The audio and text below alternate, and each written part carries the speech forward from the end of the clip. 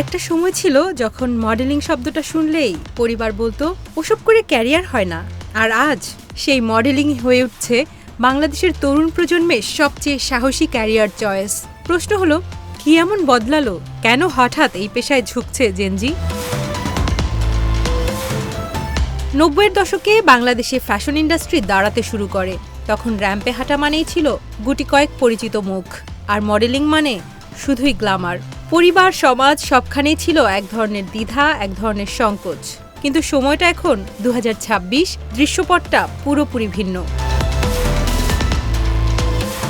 Fashion এখন আর শুধু র্যাম্পে আটকে নেই। ফ্যাশন এখন বিজ্ঞাপনে, টেলিভিশনে, ওটিটিতে, ই কমার্সে, ইনস্টাগ্রাম রিলে, ইউটিউব কন্টেন্টে। আর এই বিশাল ইন্ডাস্ট্রি চালাতে প্রতিদিন প্রয়োজন হচ্ছে নতুন মুখ, দক্ষ ও প্রফেশনাল মুখ।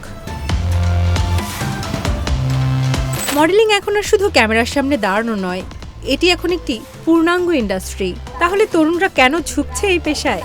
কারণ তিনটি: গ্রহণযোগ্যতা, সুযোগ, আর সবচেয়ে গুরুত্বপূর্ণ কারণ দক্ষতা।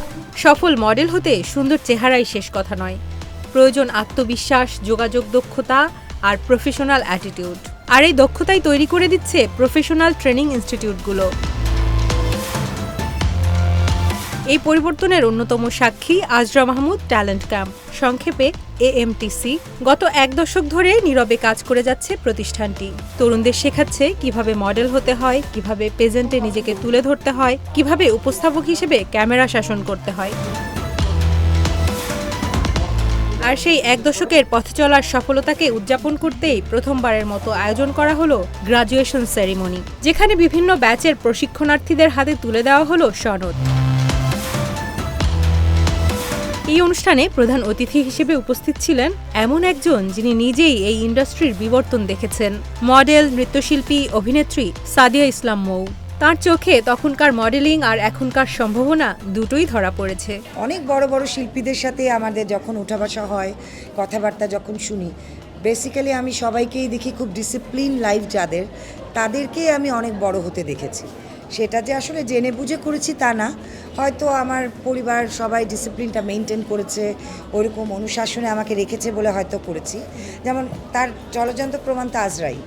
আমি তো ওর সাথে কাজ করেছি যখন, অসম্ভব ডিসিপ্লিন একটা মেয়ে, কোনো কিছু ওর মানে আকস্মিক হয়ে গেছে এরকম আমি দেখিনি। সব সময় আমি দেখেছি ও যেটা প্ল্যান করেছে সেরকম মতেই ও কাজ করেছে। ডিসিপ্লিনটা আসলে শুধু একজন শিল্পীর জন্য না, একজন মানুষের জন্যও খুব জরুরি। তার কথার প্রতিধ্বনি শোনা গেল শিক্ষার্থীদের কণ্ঠেও, যারা আজ আর শুধু স্বপ্ন দেখছেন না, স্বপ্নকে পেশা বানানোর সাহস দেখাচ্ছেন। সো অবভিয়াসলি আজটা সবার জন্য একটা মাইলস্টোনের ব্যাপার যে আমরা এই জায়গাটাতে আসতে পেরেছি। সো আমি মনে করি যে এই অনুষ্ঠানটার মাধ্যমে আমরা আরও অনেক দূর যাব। আজরাপু নিজেও অনেক দূর আমাদের হাত ধরে নিয়ে যাবেন। আজকে এখানে আসতে পেরে আমার আসলে খুবই ভালো লাগছে, কারণ আজরা মাহমুদ ট্যালেন্ট ক্যাম্পে সেই 2024 সালে আমি একটি কোর্স করেছিলাম। এটা আসলে একটা বড় এডিশন ছিল আমার প্রফেশনাল জার্নিতে। So I am very happy. আমি এডিশন 8 এবং 9 থেকে বিলং করি, তো সবার সাথে সিনিয়র মডেল থেকে শুরু করে জুনিয়র সবার সাথে দেখা করে খুবই ভালো লাগছে। স্পেশালি আমি থ্যাংক ইউ দিতে চাই আজরা আপুকে এত সুন্দর একটা প্রোগ্রাম আয়োজন করার জন্য। আজ AMTC থেকে প্রশিক্ষণ নেওয়া অনেক শিক্ষার্থী কাজ করছেন দেশের শীর্ষ ফ্যাশন ব্র্যান্ডে। কেউ TVCতে, কেউ নাটকে, কেউ আন্তর্জাতিক প্রেজেন্টে বাংলাদেশকে প্রতিনিধিত্ব করছেন, কেউ বা নিজেই হয়ে উঠেছেন কোরিওগ্রাফার, উপস্থাপক। দিন শেষে সত্যিটা হলো, বাংলাদেশের ক্রিয়েটিভ ইন্ডাস্ট্রি যত বড় হচ্ছে, দক্ষ মডেলের চাহিদা তত বাড়ছে। কিন্তু এই পথে শর্টকাট নেই।